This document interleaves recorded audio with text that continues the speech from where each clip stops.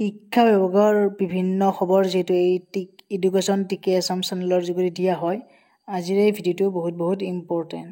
গতিকে হেকলৈকে চাই থাকক আৰু সাবস্ক্ৰাইব কৰি ৰাখক চেনেলটো প্ৰথম কথা ৰাজ্যত বিলুপ্ত হল আমাৰ 944টা নিম্ন স্নাতক শিক্ষকৰ পদ ৰাজ্যৰ বিভিন্ন স্থানৰ এলপি আৰু ইউপিত আছিল এই সমূহ পদ একচুয়ালি কি কাৰণত আমাৰ বিলুপ্ত হোৱা বুলি কৈছে কাৰণ আমাৰ উচ্চতৰ মাধ্যমিক বিদ্যালয়ৰে যেহেতু আমাৰ একত্ৰীকৰণ হৈছে মানে আমাৰ এমালগেমেশন যেটো বুলি কও এলপি আৰু ইউপি হাই স্কুল পৰ্যায়ত শিক্ষকৰ ন্যূনতম শিক্ষকতা অৰ্হতা যেটো স্নাতক গতিকে বিলুপ্ত হৈছে 944টা নিম্ন স্নাতকৰ পদ অৱশ্যে ৰাজ্যৰ 111খন চাহ বাগিচা আদৰ্শ হাই স্কুলৰ বাবে নতুনকৈ সৃষ্টি হ'ব 944টা স্নাতক শিক্ষকৰ পদ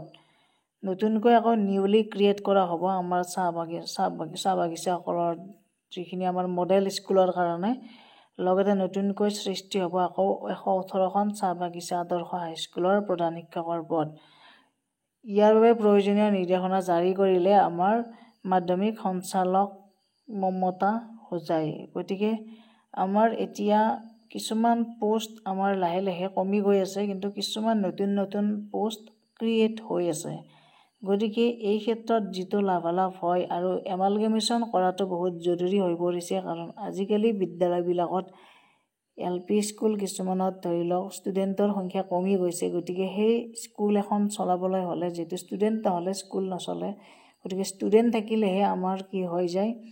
স্কুল এখন ভালদৰে চলে গতিকে 30টা 25টা যেতিয়া ষ্টুডেন্ট থাকিব তেতিয়া আমাৰ 3-4 জন শিক্ষকৰ কোনো ধৰণৰ মানে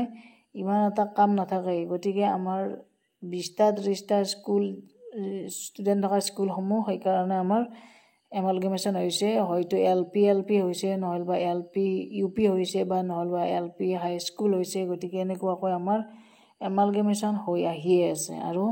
এনেকুৱাকৈ আমাৰ স্কুলসমূহৰ সংখ্যাটো প্ৰায় কমি আহি আছে কিন্তু কমি গলেও আমাৰ ৰিক্ৰুটমেন্ট কিন্তু হৈয়ে আছে কাৰণ পোষ্টৰ সংখ্যা নকমে ইমান জলদি কাৰণ আমাক সাবজেক্ট ওয়াইজ যেটো পোষ্ট ক্ৰিয়েট কৰিবই লাগে আৰু পিটিআৰটো মিলাবলৈ হলে আমাক শিক্ষকৰ প্ৰয়োজন হয় গতিকে এমালগেমেশন হলেও তেতিয়া ষ্টুডেন্ট বেছি হৈ যায় শিক্ষকৰ প্ৰয়োজন হয়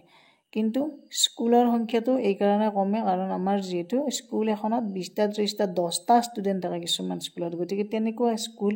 মোৰ হিচাপত এমালগেমেশন হোৱাই ভাল গতিকে চৰকাৰৰ এইবিলাক সিদ্ধান্ত বহুত মানে সঠিক সিদ্ধান্ত হোৱা বুলি আমি ভাবো গতিকে এইখিনি আছিল এটা আপডেট লগতে এটা কথা মই ক'ব বিচাৰিছো আমাৰ স্কুলসমূহত যাতে আমাৰ ক্লাছ ওয়াইজ টিচাৰ দিয়ে মানে ক্লাছ ওয়াইজ যদি টিচাৰ দিয়ে শিক্ষক দিয়ে তেনেহলে বহুত ভাল হ'ব কাৰণ